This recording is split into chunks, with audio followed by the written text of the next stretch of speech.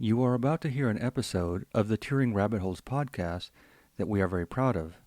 In this episode, we discuss the historical science fiction trilogy that I wrote that starts in a Nazi Germany youth camp and goes through the Cold War up to the present day and ends around 2050.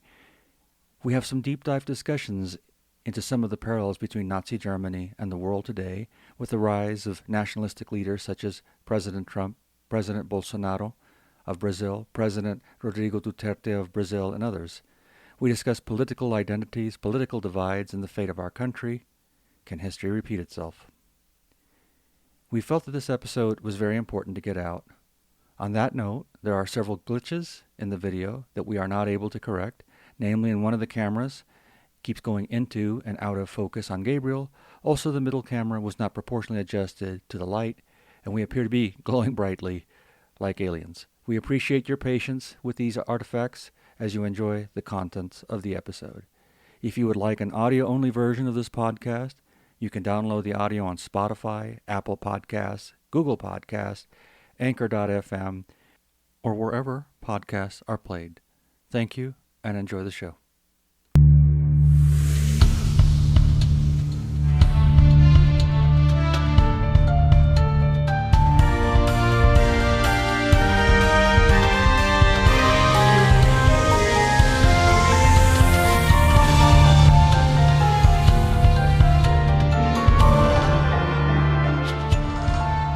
Welcome to another episode of the Turing Rabbit Holes podcast. For those of you just joining us for the first time, my name is Gabriel Hesch. I'm an electrical engineer, also a former science teacher, and a podcast enthusiast. I am the host or the co-host of the Breaking Math podcast, which has been the #1 ranked math podcast in the U.S., also in Great Britain, for quite a while now.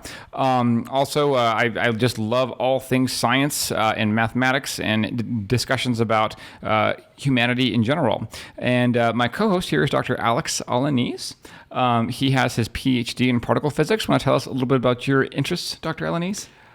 I am interested in artificial intelligence at the moment. Yeah. And particle physics as well. Yeah, absolutely. So we have a whole lot to talk about. Dr. Alaniz and I met at work, and we'd always talk around the water cooler about all things math and physics and black holes and climate change. And we had a lot of interesting conversations, so we eventually decided to make a podcast. So Pretty exciting. Now, today's episode is a unique one. We talk about the science fiction / historical fiction series that Dr. Alaniz wrote. I'm very excited. Previous episodes so far have been about what is the essence of human consciousness? Can consciousness be modeled through artificial intelligence? We have talked about our favorite science books. The last episode was a little bit of a biography on Dr. Alaniz, where you talk about your childhood and growing up the son of a fruit picker and how you eventually became a particle physicist and that entire journey. And today we get to do a deep dive into a fiction book that you wrote, and we talk about all of your influences and things that inspired you. I'm very, very excited about this particular one. So this particular book starts off in Nazi Germany. It starts off actually in a fictional Hitler youth camp. The book goes through World War II. It also goes through the Cold War and eventually catches up to the present day. And I think the book eventually, by the time we get to the third book, it ends where? What time? In two senses. One, it ends at roughly 2050 and into the arbitrary future when civilizations have spilled over into type 2, possibly type 3 civilizations. Okay.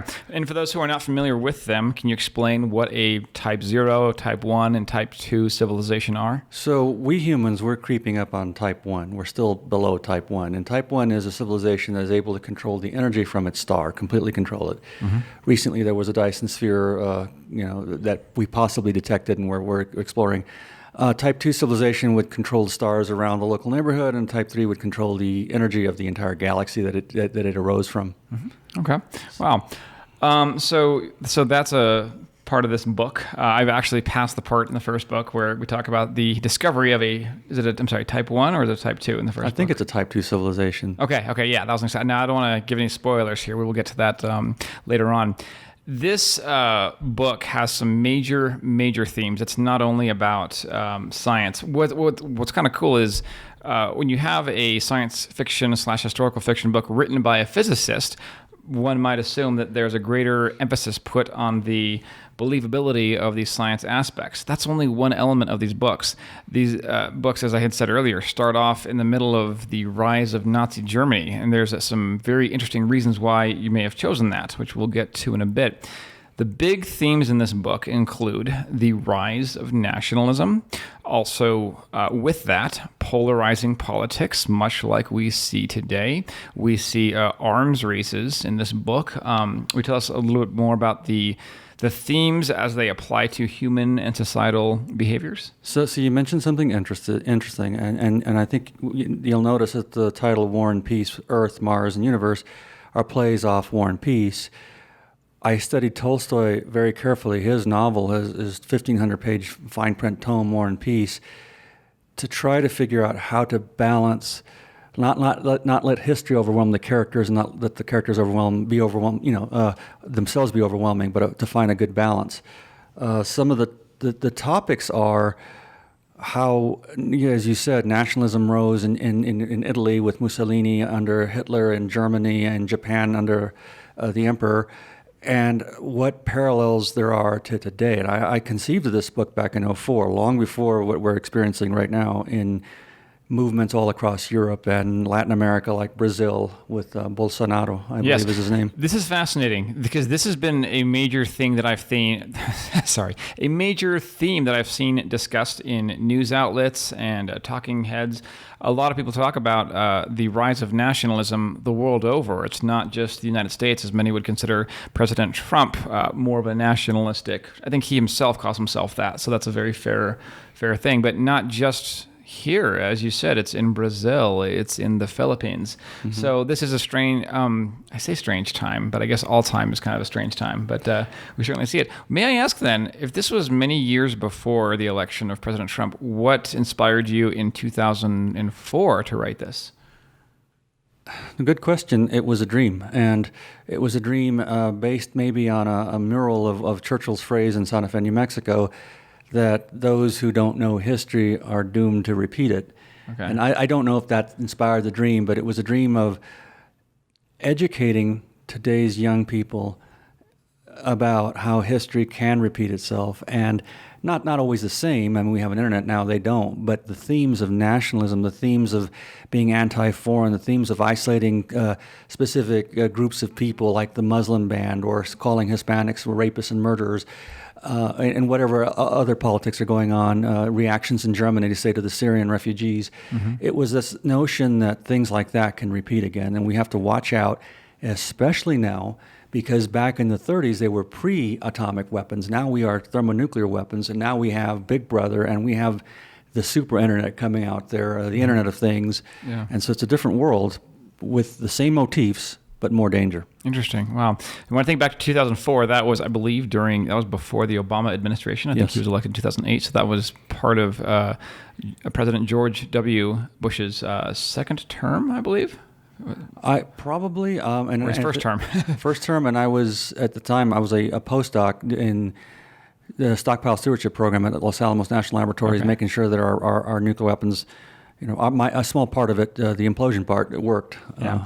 So there's some major themes in this book, obviously, about nationalism. And as you said, it is pre-thermonuclear war. We are now in a post-thermonuclear war. Not war, but... I'm sorry. But world. We're weaponized, right? World, that's correct. Right. So not only do we have thermonuclear weapons, but we also have, as you had said earlier, artificial intelligence and machine learning, and that's a major part of this book as well, right? Right, and there's the whole thing that's going on in China right now with Big Brother. They are watching you very carefully. For those who are less familiar, can you do a quick Reader's Digest version of what you referred to as the Big Brother of China?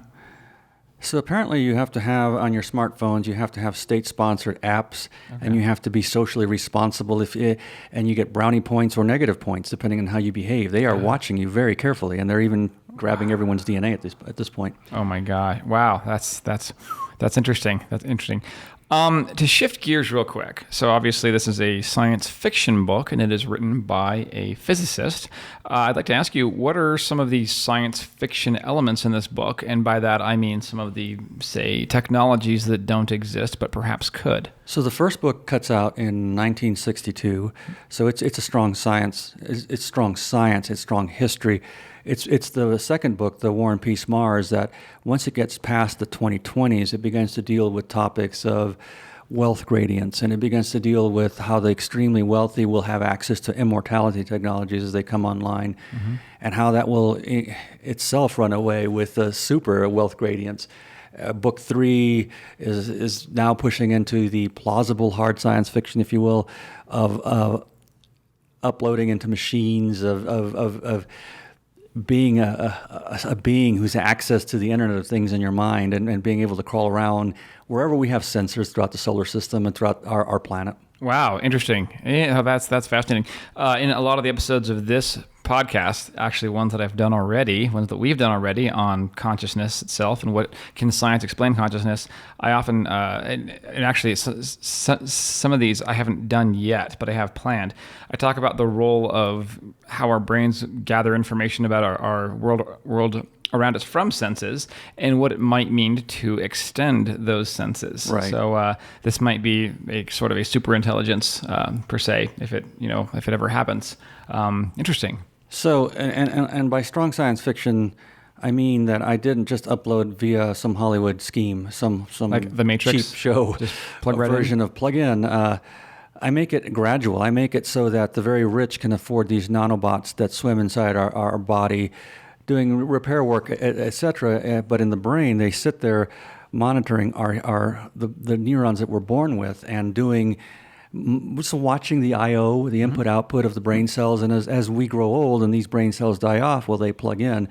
So in a matter of, say, 5 or 10 or 15 years, you slowly, continuously, without being consciously aware of it, transform yourself into a silicon-based intelligence.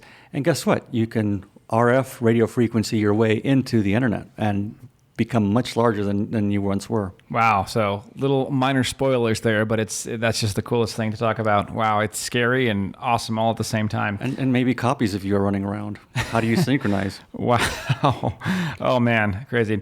Real quick, before we dive into the beginning of the first book, which you said earlier is a historical book, more so than a sci-fi book, I do want to take a moment and talk a little bit about both the name you chose as well as the inspiration in general. As you said earlier, the book is named, it's very similar to Leo Tolstoy's book, War and Peace. Of course, the first book is War and Peace Earth, the second book is War and Peace Mars, and the third is War and Peace Universe. Can you tell us why, you said it a bit earlier, but more on why you chose to name it after Tolstoy's work? When were you first made aware of his work? So during the time I was in the Air Force, which I mentioned in the last episode, not only did I work on multiple masters in math and physics as on my own time, because of my previous educational experiences, but I also got very interested in world and planetary dynamics and in national, how countries work amongst each other, and I went to the best, in my opinion, Leo Tolstoy and his book War and Peace and War. But he's also a humanist, and it was that humanist element that I was very attracted to, as well as in his other works like Anna Karenina. So I was very interested in that. He was very influential to Gandhi, for instance. Gandhi would write to him about these movements and peaceful resistance and equality. And Tolstoy had some social experiments too in Russia. Wow, I actually had no idea about that. Amazing. Okay, now I want to extend that last question a little bit. We talked about Tolstoy's influence. Let's say that I had a blender right now, and I wanted to put a bunch of books into that blender, and the end result would be your book, right? Is that a good analogy? Yes. Because we blend them all up, right? Yeah, that's exactly it. What are all the books, both in terms of historical commentaries and sci-fi books and philosophical books? What are some of the books that would go into that blender?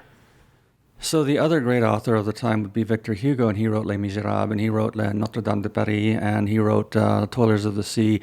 And each of these books had a purpose in his mind. One was to talk about the injustices of religion, the other one of governments, and the other one of just our dealings with man versus, or humankind, I should say, versus nature.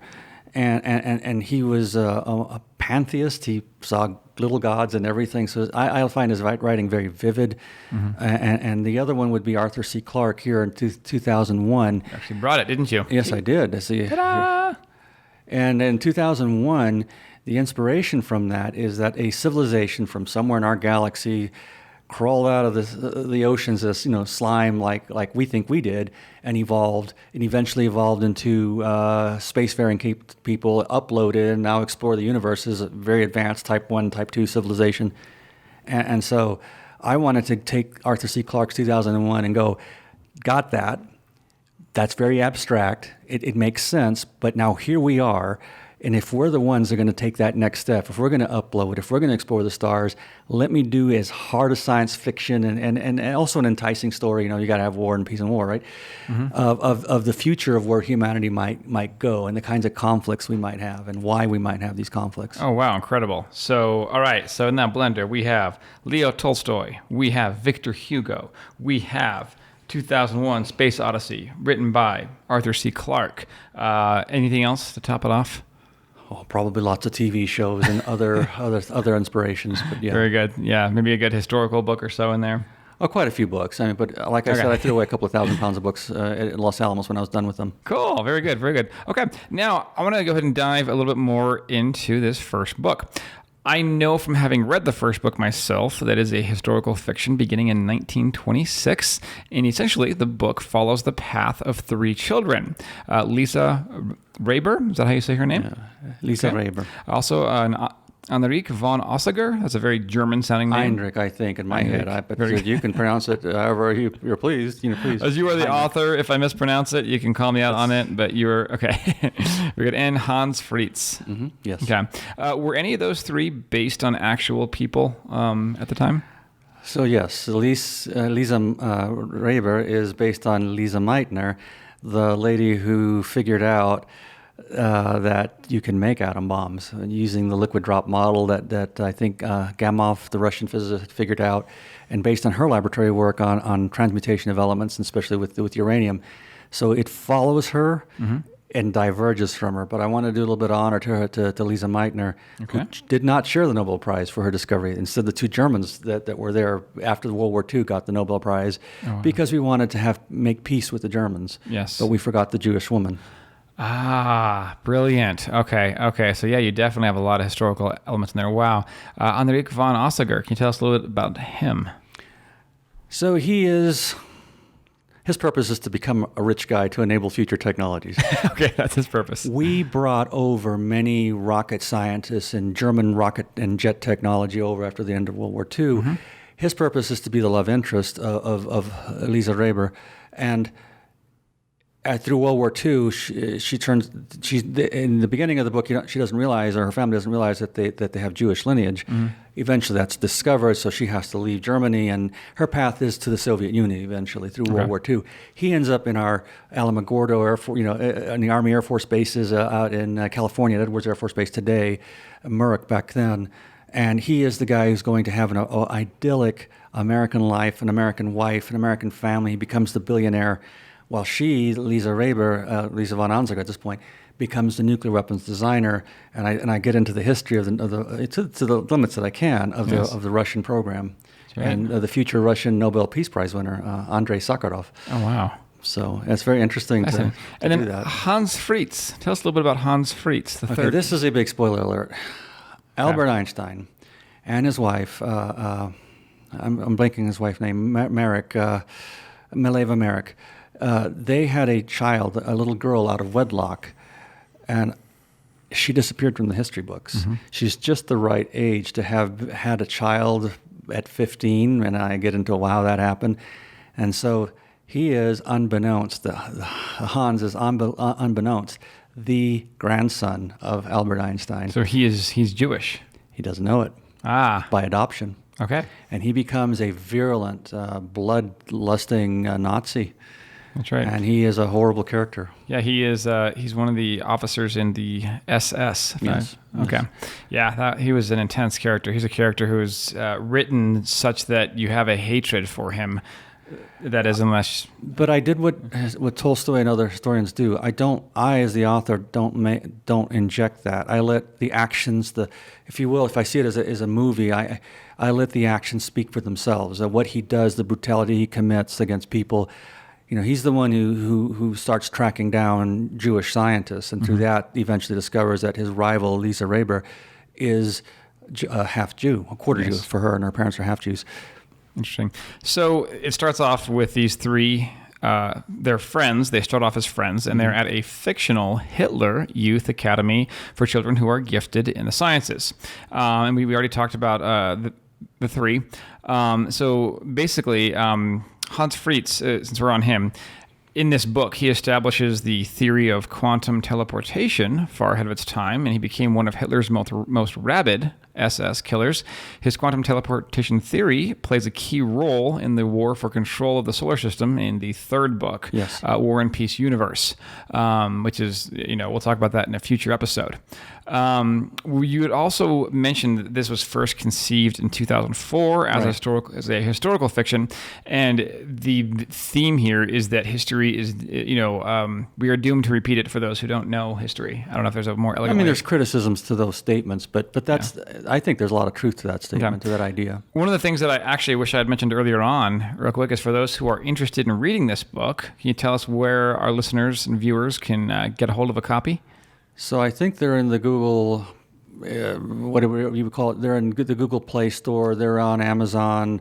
I have them for available freely as Kindles. They're lowly priced. I'm a first author. My goal is to get the ideas out. Okay. So if you want it for free, you can get a copy of Dr. Alex Alaniz's science fiction series right now if you send us an email.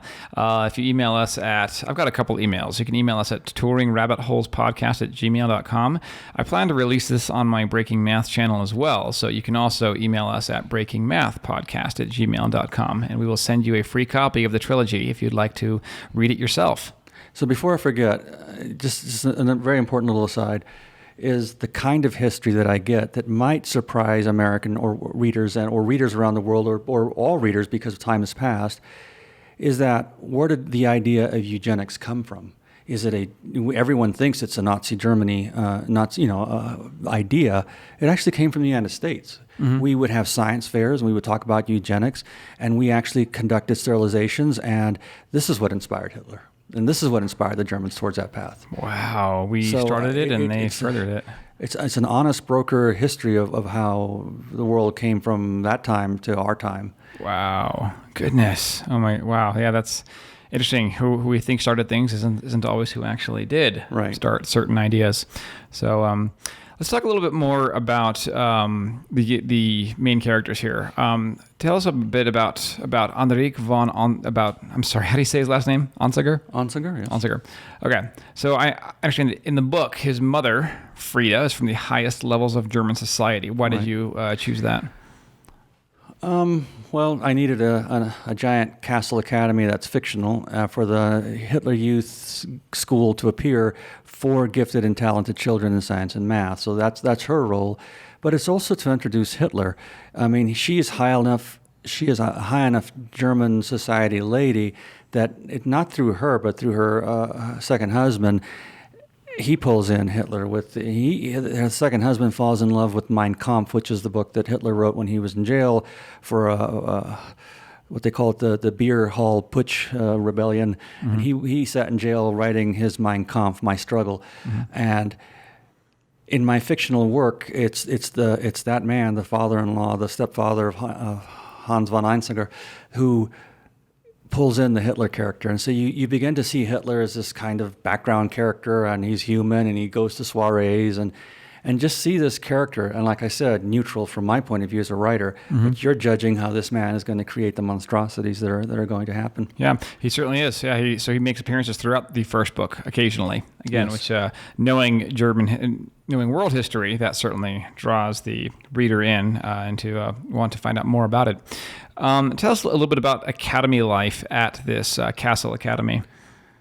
Through Heinrich's, his mother's influence, it's more Greek academy at first, but eventually the German influence kicks in more, the militarism, the Nazism, the idea of what we were just talking about, genetic superiority, and that whole idea. And it's honest from the point of view that the Germans were reacting. They had a Great Depression they were dealing with eventually, 1929, 1930, 31. they also had the blight of having lost World War I in their mind, that they were betrayed by the Jews. This is myths that they created on their own. They had the idea that the Versailles Treaty was very oppressive to them, and so they wanted to come back to the world stage as an equal. Yes. And so that background is what's motivating a lot of the Germans, much like I think today, Make America Great, which I think was borrowed directly from Make Germany Great Again. Wow. They're identical phrases, except you just swap Germany and Interesting. and I had no idea. I'll have to Google search that. I really had no idea. I had no idea about that. Adolf Hitler. Wow. And I'm surprised that more people haven't commented on that, because they have, but... Interesting. Wow. Okay. Reading this book, one thing that actually was hard to read, but I say this in a good way as a writer, is that you discuss these historical events and the atrocities of World War II, and you really spare no detail. You absolutely write in vivid detail about things like the murder of children and the gas chambers. Tell us a little bit about your editorial choices for including the gas chambers. And that one scene, and I think you know what I'm talking about when I say that one scene. The one scene is where Lisa von Ossiger has escaped to Paris, but her family, their escape plans fell apart. And two of the sisters, one of the sisters gets shot in the head because she's young and she's crying when the stormtroopers break into the house. Yeah. And that's the way to quiet this child down, is to put a bullet in her brain as the mother's holding her. And so you have the brains and the blood and the gore. Later on, years away, through an accident, they're prisoners. So the way I control the characters is Lisa von Ossiger escapes. Her husband, then now Heinrich von Ossiger, he is captured, so to speak, against his will in Nazi Germany, because Lisa's family are the prisoners of Hans Fritz. And so you have him controlling the family. There's an accident that happens, and the family ends up in Auschwitz, the survivors. And I put the eldest daughter and the mother through the gas chamber. This is an idea that I dealt with atheism for the daughter and child. There may not be any gods, but there sure are monsters out there. Yeah. And I make it as vivid as a writer can, I suppose, to those last moments while you're shoved in, nude, dark. You hear the motor turn on of the thing that's going to pump the gas in, and the mother's just trying to be motherly, and the daughter's going, well, they're just counting down their last moments. So it's really hard to write. It was heart-wrenching to read. It absolutely was. I'm going to tell you one thing. So growing up, when I read these horrific scenes in my English classes, I always had a bad taste in my mouth, and I wondered, why even do that? Why make me experience this? The fact that that's real, I think we have to experience it. We have to acknowledge that that's a part of history. And I'm not alone in that opinion by any means. But reading this book, again, the details are right there. This happened. This is not fiction, even though the book itself is considered historical fiction. And we're no longer in 2004, we're in 2020. Correct. And although we haven't gone to the extremes of those times, I never thought in my lifetime that the Berlin Wall would fall, or that we Americans would put children in cages and effectively disconnect them from their parents in such a way that we can't restore these families because we can't find the connections anymore. Yeah, that's as you mentioned earlier, history has a way. We supposedly are the country that liberated the world from Nazism, and we won the Cold War against Stalin, and well, here we are on the edge of behaving just like those people. In some ways, yeah, absolutely. Now, actually, this brings us to a segment in the outline that I'd like to talk about, where there are some parallels and differences with German history.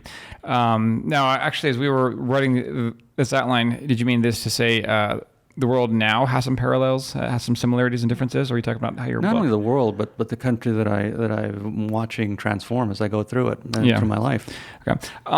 And before we dive into the section, there's a book that is a major source material for this discussion, as well as I imagine for your science fiction book as well. The book is called "The Death of Democracy: Hitler's Rise to Power and the Downfall of the Weimar Republic." Tell us a little bit about this book and when you read it.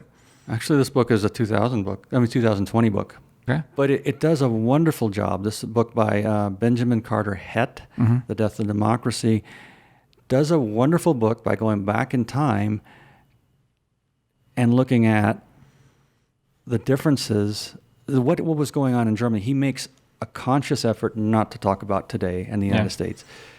So he talks about what were parallels back then that I in this episode I isolated them out and said, here are the parallels and here are the differences between them. And I think we already talked a little bit about them. The Germans were undergoing a huge economic strife, and that in many ways is what propelled Hitler to power.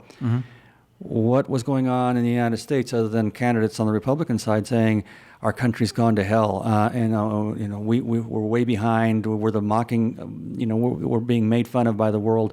No, they had a real honest-to-goodness depression. They really were starving. They really were unemployed. And in 2016, I don't think we were in that state, but many people thought we were rivaling Nazi Germany in the Great Depression. Yeah. In fact, I think recently, I know we had the 2008 stock market crash, but perhaps the only modern parallel at that scale would perhaps be the collapse of the Soviet Union in the 1990s. And that was quite different too. And we also see, if we talk about world politics right now, where things are with Russia right now, and they're, how would you describe what they're doing right now?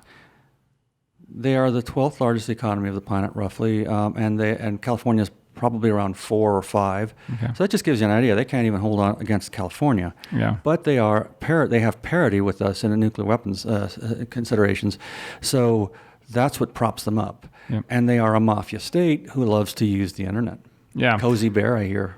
Yeah, absolutely. That's also a discussion in other episodes of this podcast. Of course, today inflation is low. It's nothing like, I wouldn't say no. It's not anywhere similar. You don't need a wheelbarrow to buy yourself a loaf of bread. Yes. Yeah. Exactly. You just alluded to this a second ago, but another parallel is fake news. This is an interesting one. I want to talk about. So that's a pretty strong parallel to back then to today. Roughly 100 years. I keep using the word roughly. I could say approximately.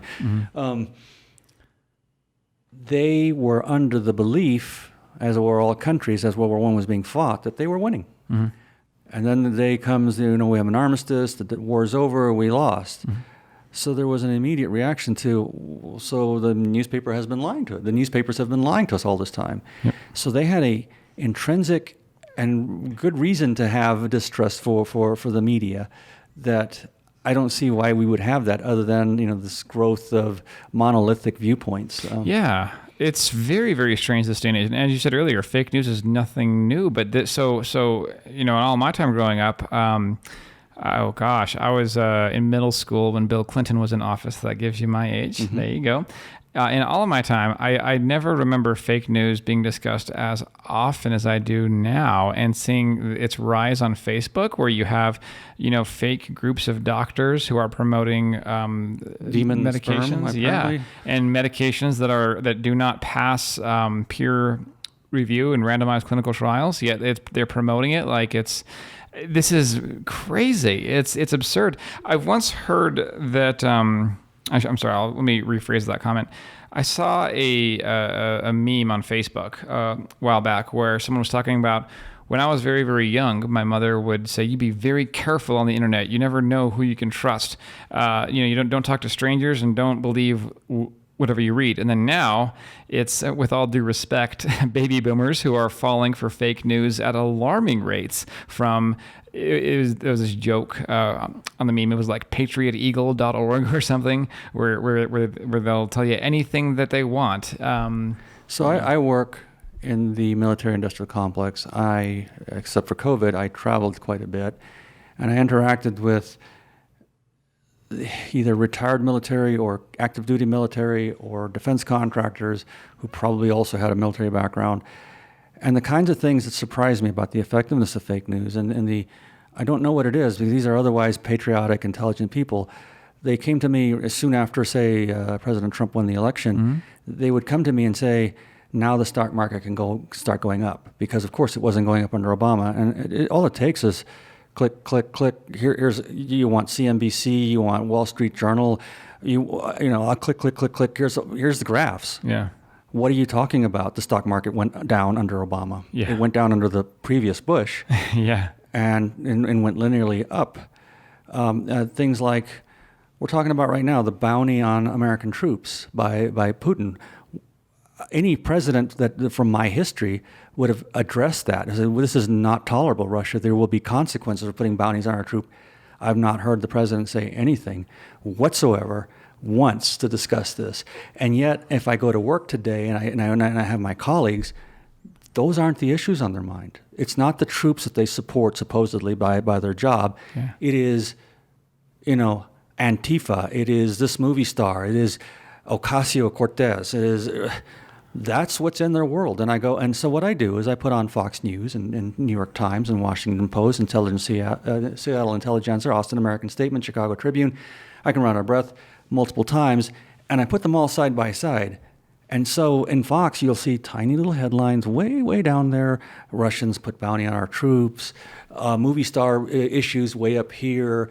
AOC, and her politics. She's going to ruin the military over there. She's a freshman congresswoman, by the way. I don't think she has that kind of power. Yeah. So that is the power of fake news, and that is the power of monolithic sources like Fox News. Absolutely. A lot of my family watches Fox News, and I'm going to go ahead and get a little personal real quick. That's one of the inspirations for me making a podcast is I want to see credible, local, deep dive news from individuals who are not, as you said earlier, monolithic. That's not democratic. That's also not a representative sample of who we are as a country when you look at one source, which is Fox News. That's my beef. I'd like to see more diversity, more peer review. I think it's not a good thing when that is the voice of so many Americans from a single monolithic source.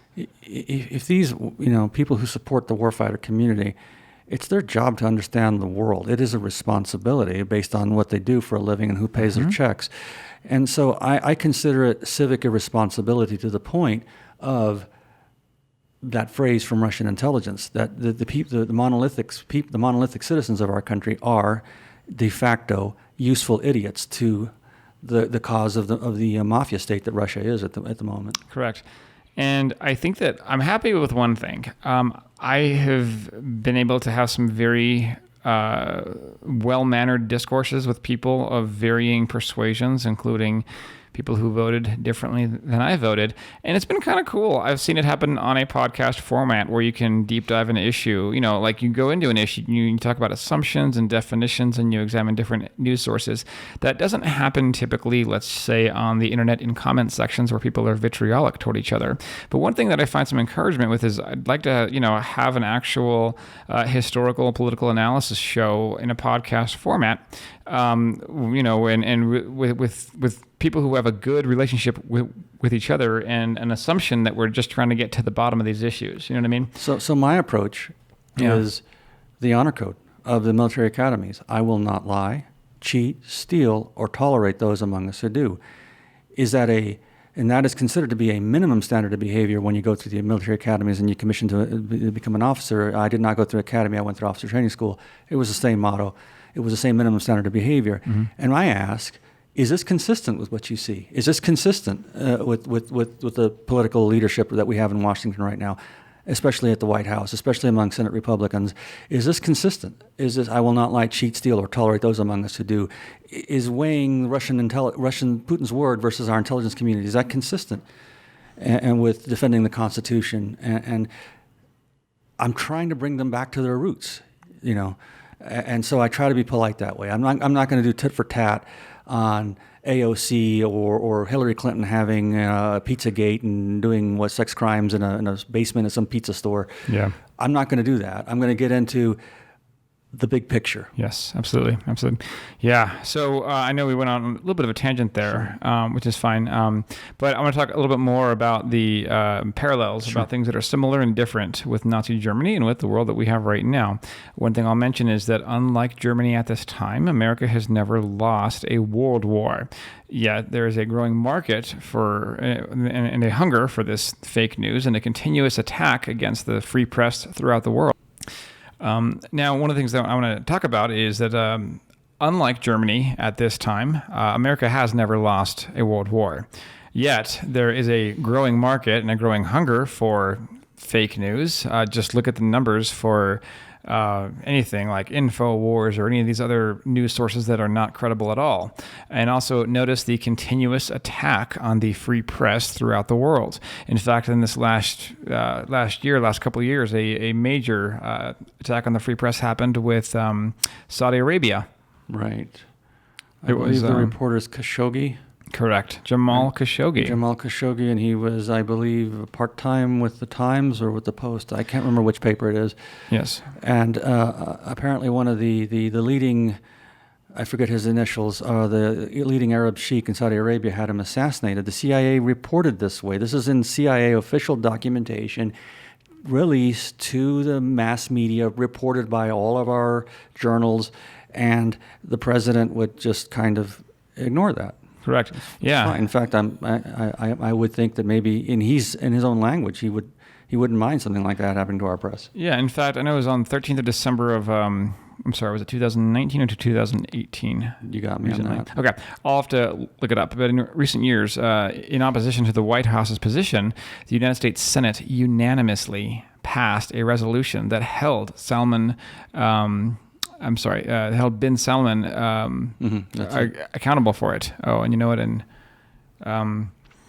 And on the same day, the Senate voted 56-41 to pass legislation to end U.S. military aid for the Saudi Arabian-led intervention to Yemen, a vote attributable to the senator's desire to punish Saudi Arabia for the Khashoggi murder and for the humanitarian crisis in Yemen, including famine and human rights violations. And of course, what ended up happening, our president regularly talks about how they're such great friends of ours. And so that's what gets me about the monolithic source. Mm-hmm. The United States Senate, which is Republican, has a Republican majority right now, acted this way. It's on their records. It's not fake news. And yet, when I talk to my people in the military-industrial complex, they're like surprised. Like, what are you talking about? The big story is AOC. Did you hear what she texted today? Yeah. Wow. That's... So they're living in a lack of reality. It does surprise me as well because you and I come, from the same workplace, and I see, engineers who. What really surprised me is educated engineers who, again, they're very, very good at engineering, but their only source of news is one source. And as you said earlier, they're more upset about what comes from that one source. Again, talking about AOC, than they are about other world events. That's unfathomable. I don't understand it myself, actually. So now let's talk about Germany and their propaganda. Sure. You had said earlier that there was a lot of propaganda in Germany about how they're winning, and when they lost, there was a narrative that they were betrayed by Jews as well as Germany's liberal Democrats. Right. They had I guess what you called, or what is called, a stabbed in the back myth exploited by demagogues, including Adolf Hitler. Tell us a little bit more about that stabbed in the back myth. It was the way the military adopted a way an approach to say we were winning the war, but we if it wasn't for these dirty politicians, these Jews, we would have won the war. And it was a narrative that caught on with the German population. Not all. I mean, Germany is a big country and has big regions, but it certainly caught on. And with Hindenburg and with Hitler and other conservative forces, they were so speciated versus us. And we have Democrats and Republicans and maybe some division here and there between some type of Democrats and some types of Republicans, like the Tea Leaf Party. Over there, they had 20, 30 different interests going, including the communists and versions of the communists and religious groups, etc. Yeah, interesting. Now, one other thing to talk about in terms of a parallel is immigration. Right. We mentioned earlier that in Germany, they had their scapegoats that included the Jews and the liberal Democrats. And here there is a lot of talk about immigrants who are robbing the country, right? Correct. I mean, after World War II, the Russians and other European powers, they had what they call pogroms, and they would get rid of the Jews and displace them. A lot of them ended up in Germany, and that ended up with fomenting nationalism and anti-race, anti-Jewish sentiments. We see a little bit of that happening in Germany yet again with the Syrian refugees that Angela Merkel let in. We see that in our politics with the what were they calling them, train loads of Latin Americans that were coming to invade us and rape our women, and et cetera, et cetera. And we see that in different areas. I think France is struggling with the Muslim issue. Italy might be as well. Yeah. Now, what is interesting is, so I've got a friend of mine from Germany. In fact, she's been on the show before, Shani. She experienced immigration in Germany, where they had policies that were specifically meant to help immigrants from Syria. Right. And she talks about the first wave of immigrants and then the following second wave of immigrants. And what I found fascinating was she talks about the first wave of immigrants, where you had mothers and children who were arriving, and people would bend over backward to help them and to integrate them. And it was a wonderful and beautiful thing. And then she talks about a sudden shift in the immigration, where in this second wave of immigration, you didn't have mothers and children, but you had a lot of apparently single men. And they would talk about how their wives and kids are back home, and they came to get established before bringing them. Right. Something's a little weird about that story, isn't it? If they make a claim that their wives and children are back in Syria, it seems like the wives and children should come first.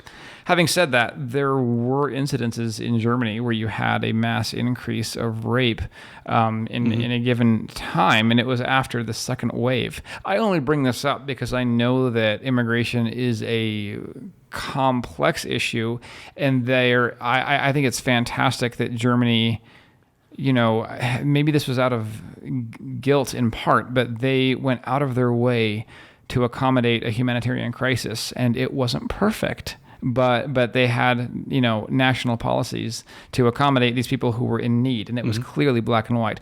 Again, I know it wasn't perfect, and I know that there were challenges, and, including bringing in a bunch of young men who, let's just be honest, it's not confirmed whether they were married at all. And that's where you had an increase in things like rape. I like to talk about the needs of immigration as a whole and the humanity of great nations, where they can take care of the poorest of the poor and the neediest people. Having said that, it's an interesting question. So moving towards other parallels is, back in the 1920s, globalization was a big problem for the Germans, and a big problem for lots of people, especially for German farmers. Globalized agriculture was making life very tough for German farmers, and so there was that would cause a lot of recoil back towards nationalism. And we have to be self-sustaining. We have to be Germans amongst ourselves. So that's an interesting parallel. It's a huge issue. I have heard a lot of criticism of globalization. In fact, even among conspiracy theories, anything at all can be attributed to a move toward the globalists, So, and then just to make that point clear, you said that globalization can make things extremely challenging for a lot of people, like smaller farmers. Is this a case where they just get overtaken by giant corporations and they can't make a decent living? It's similar to the struggles that, say, Amazon is posing to local small mom and pop shops, right? Yeah. They can't compete against the global supply chains. So it's a very tough problem to deal with. I mean, there's benefits and there's disadvantages to globalization. So it is a complicated thing that requires, I think, lots of deliberation and action, as opposed to the simplistic approaches. Yeah. So again, given everything else happening in Germany and the challenges for German jobs, it makes sense then that Germany at the time would be very anti-globalization and anti-trade. We are definitely more anti-trade than previous presidents. Anti-free trade and trade forces with the USA and the UK back then. So, and of course, today, the USA has engaged in more trade wars than I think in any time since I've been alive, actually, that I'm aware of. Probably, yes, yeah. So, and that resonates with a major part of the USA. We're talking about, free or fair trade and tariffs. In fact, I know that recently, just this week, we have new tariffs placed on our trade with Canada, and they are matching our tariffs. So, more trade wars. So other parallels as we go through these lists, which is we're close to the end of this list, is the culture wars. There was the big cities in Germany, and there were the rural farmers. And the big cities, especially Berlin, were considered to be libertine, amoral. When women were equal, women smoked, homosexuality was accepted. This was seen as anathema to the ways of life of German farmers and rural folk. And so there was that gradient of what we call blue state, red state today in the United States that was going on in Germany. We see that exactly here as well. Definitely culture wars. That's a major thing as well. Obviously, I think, there's more progress like with the legalization of gay marriage, but just seeing in the news how there's a lot of pushback to that. Right. And then so another big parallel was that after World War I ended, they adopted many elements of the British and the American Constitution. They made a mistake. They had a provision, much like the Roman Empire, the Roman Republic, that is, of having this condition that if the society needs correction, it's going to pot, there's too much anarchy, we can elect a dictator, a temporary dictator, whose name was Adolf. Yeah, now we've had elements like that. Like I even think about, the Civil War with the suspension of the Constitution, the suspension of the right of habeas corpus under Lincoln. So that's not something that's unique to Germany. We've certainly done that as well. And then the Russians were inside of Germany through the Communist Party. The Soviet Union was new, and there was a lot of resources from Russia into the communist movement in Germany, including disinformation and rabble-rousing, etc. Very much like a little dictator that I know named Putin, who's trying to do the same thing with us. And again, it's current news right now that the Russians are, influencing our elections to the best, and accordingly, no surprise, the Chinese and other countries. Yes, yeah. I know that many Germans, including those pulled into Hitler's Nazis, were for the term is autocracy, which is economic independence and self-sufficiency from the world. This meant recapturing territories lost to Poland, France, and Italy, but this itself would not suffice. Autarky, is that how you say the word? I would say autarky, yes. Autarky would require the capture of Russia's resources. Hence, the German military began its build-up and planning for World War II not long after the end of World War I. Because one disastrous world war is not enough, and the lessons of Napoleon were forgotten. Russian winters kill armies. Right. So I think they began planning for World War II as of 1919, which is like a year later after the end of World War I. Yeah. So that is surprising. So how about some differences now? Some differences that I have highlighted here would be... So another parallel and some differences that went into that time was the idea that politicians shouldn't just tell little white lies. If you're going to tell a lie, go for it. Do the biggest lies you can. Repeat them often. And that is definitely, I see that happening in today's world. I see, leadership from, say, Brazil and the United States talking about, what is this COVID? It's going to go away. We're just around the corner. Yep. Week after week, month after month. Some of the differences were, and the scary difference was, the mass media of the 1920s and 30s is nowhere near as sophisticated and as pervasive as the mass media of today. That Absolutely. is a big difference. Yeah, and this has been interesting. I'm very curious what history will look back on us in this day and age because of the prevalence of fake news. I've also heard the question brought up of in this day and age where there's so much information at our fingertips on our cell phones, on Twitter, on Facebook, everywhere, we would have thought that the world would have been much, much, much more educated, but it's miseducated. We didn't plan on that.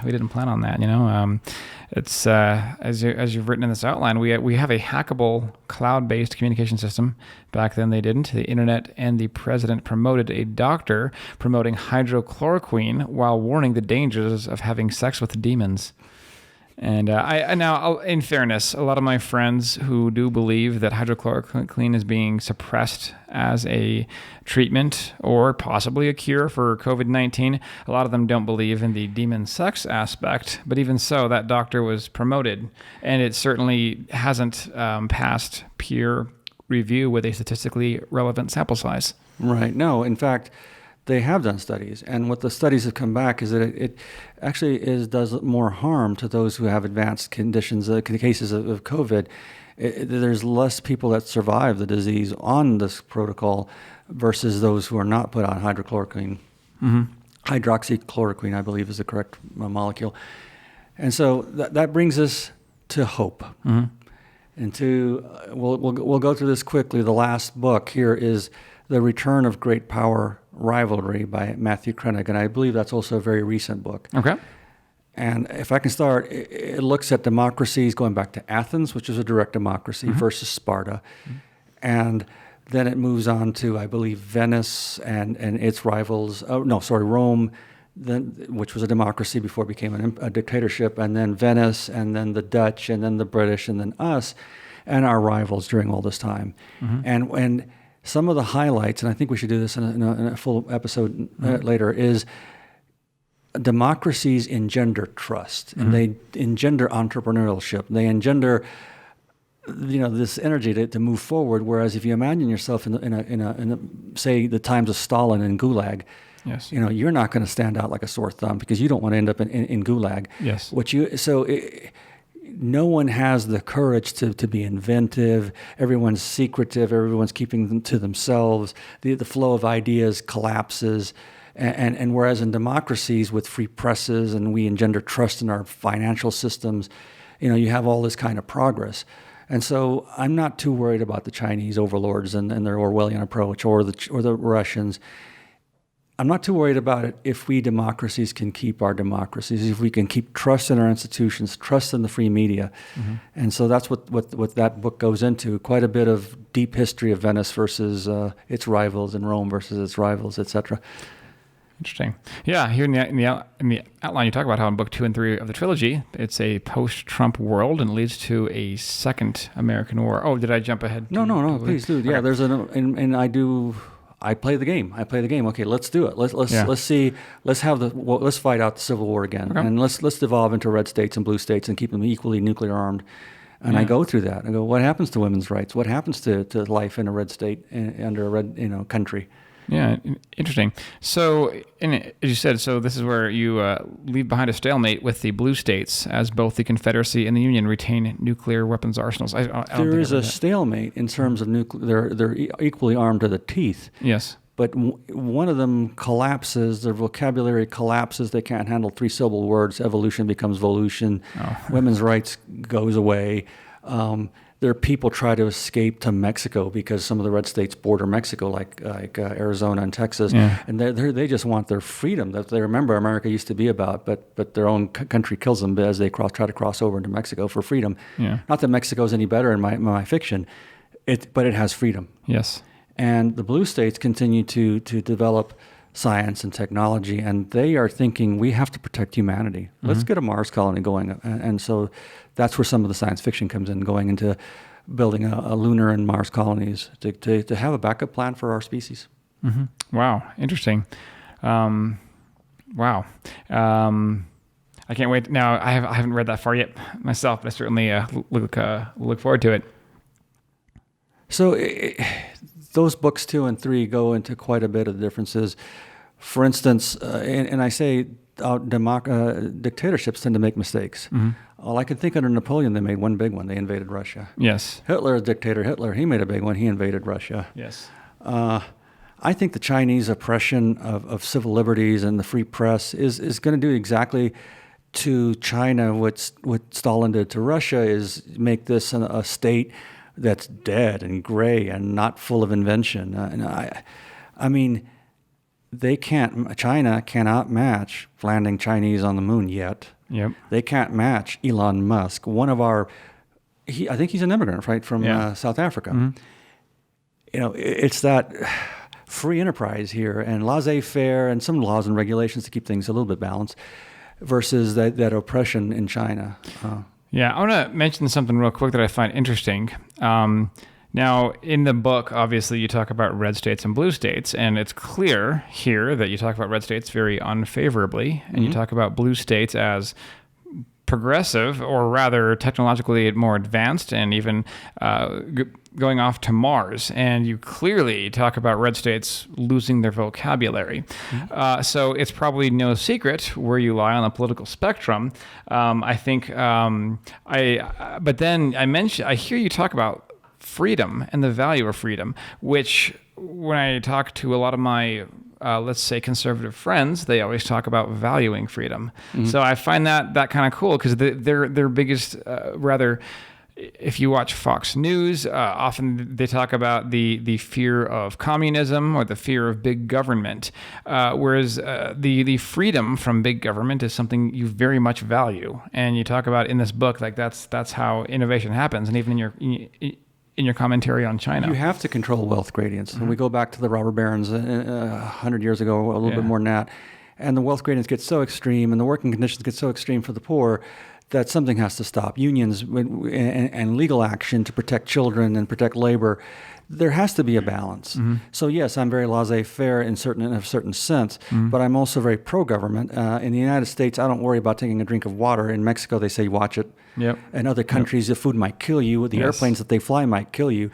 So there has to be a balance between lawyers and laws and legislatures and controlling unabated greed. So no, I am for a finding that right balance, which is probably always a continuous juggle. Yep. Absolutely. Interesting way of putting it. Yeah, I hear you. Now, you had talked about wealth gradients. I know that recently 10,000 millionaires moved to the United States. What was it, 2018? And China actually lost 15,000 high net individuals, while Russia lost 7,500 high net individuals also in 2018. In 2020, the U.S. share of the gross domestic product is roughly 24%, while the Chinese share is about 15%, and Russia comes in at just below 2%. China has one ally, that is North Korea. Russia, well, they invade their neighbors. So unless you count President Trump and his policies, they don't have a whole lot of allies. So that's a really good point for those who are so nervous about China and taking over the world, and they're going to have the largest economy. Excuse me, they're not going to have the largest economy. When you combine Europe and you combine the United States and Canada and Latin America and the democracies of Asia, when you combine the democracies of the planet, we have about 3/4 of the economy and GDP of the planet. I don't see them muscling into that. They're trying to move into Africa. True, into Africa will be a rising power eventually. But I don't see them equaling the parity of the democracies right now anytime soon. So I'm not too worried. And especially Russia is a mafia state, which maybe hopefully the young people one day can erect a true democracy. Yeah. In fact, you talk about in these show notes, you say essentially, loosely speaking, democracies build free trade agreements while autocracies build walls. The fallen Berlin Wall was given away to the Great Firewall of China. Right. Interesting. Right. Yeah. You'll say that in the militaries of autocracies, it is better to wait for orders from above and have someone to blame than to take risk and take initiative. So one of the beauties about the American military doctrine that's probably been around since at least World War II, if not earlier, is the commander gives you the intent. Yes. Hey, troops, this is my intent. Objective A. Yes. Then the authority of that commander is delegated to the troops. You figure it out. And I'll use biological ideas. You figure out the evolutionary process of dealing with the objective. So the autonomy goes back down to the troops, and they figure out creatively and in the battle space what to do. And you can't do that from in World War II. The idea from Daddy Stalin was, you give up an inch, we'll shoot you. Oh yeah, absolutely. Interesting. Now, you also talk about how there's a dichotomy about autocratic industries versus workers in democratic industries, and it's kind of similar, where the latter, the freedom seeding competition and innovation, whereas in the former, again, it's pretty stagnant because nobody wants to take the risk and be blamed. So China's experimenting with a little bit of free economy in little pockets, and they clearly have some successes. But at a certain point, they're also getting more and more Orwellian with the DNA mapping and the social media watching. Now this is a debate that doesn't. It's not just new. It goes back to Niccolo Machiavelli, who wrote The Prince, of course, and he wrote Discourses on Livy. And Livy was a Roman historian who wrote about democracies versus autocracies. Yeah. So and the theme going back from ancient Rome to today is roughly the same, that democracies are good at, we fret at the democratic process and how bogged down we get between, the sides fighting. But when you have sides fighting, you end up making joint decisions which have some wisdom to them and and some of the idiocracy removed from them, as opposed to like let's go and invade Russia, Adolf Hitler, or things like that. Yeah. All right, so there's a whole lot more to talk about, both with Book 1 and Book 2 and Book 3, but we will save that for a future episode.